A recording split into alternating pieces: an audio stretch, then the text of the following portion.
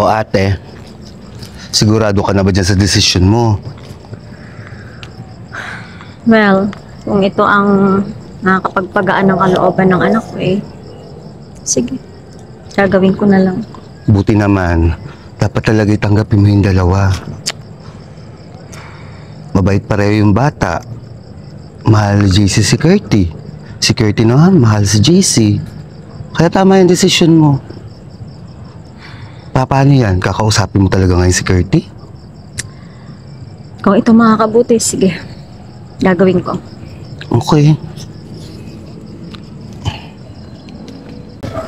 Yung bahay ni Curty. O, pumatok ka natin. O, yun pala si Curty. Curty! Oh, tita. Huwag ka muna umalis. Gusto talaga kitang makausap. Matagal ko na pong kinalimutan si JC. Ilang buwan na rin po akong hindi nagpapakita sa kanya. Sinunod ko po lang gusto niyo. Oo, pero alam ko naman yun Pero sa kalagayan kasi ni JC ngayon, hindi ko gusto yung nangyayari para sa kanya. Masyado na ako nagwo-worried para sa kanya. Baka naman pwede mo akong tulungan. Pwede ba akong humingi ng pabor sa'yo? Sige po. Pwede mo ba siyang puntahan sa bahay para kausapin? Hindi na siya lumalabas ng kwarto. Hindi ko na alam kung anong gagawin ko sa kanya.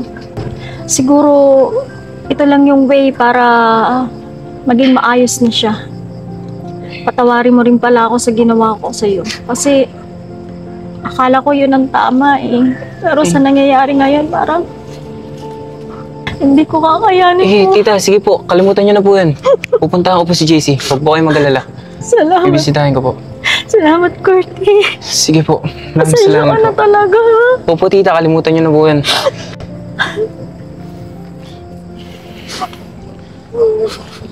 Alis na kami, Curty. Sige po. Maraming salamat po. Ingat po kayo. Asahan ko yan. Opo, pumunta po ako doon.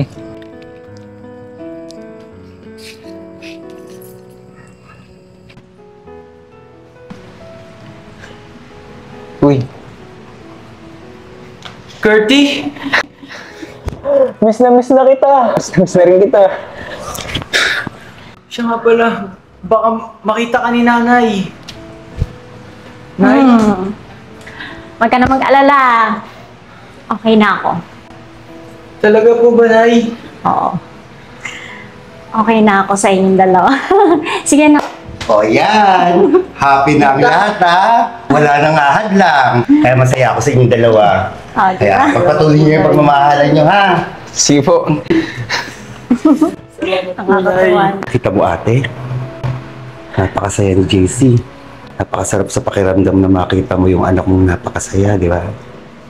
Kaya nga.